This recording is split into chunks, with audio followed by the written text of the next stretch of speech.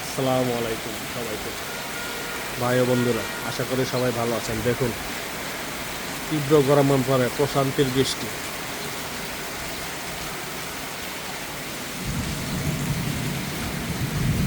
আল্লাহ আল্লাহ তাআলার কাছে অশেষ মেহেরবানি যে এই গরমে জনজীবন খুবই অতিষ্ঠ হয়ে উঠেছিল।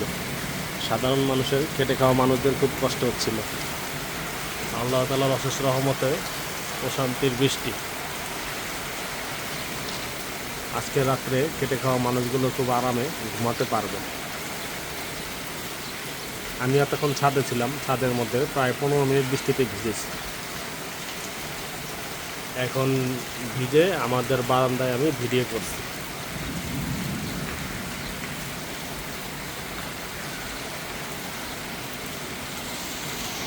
সবাই ভালো থাকবেন।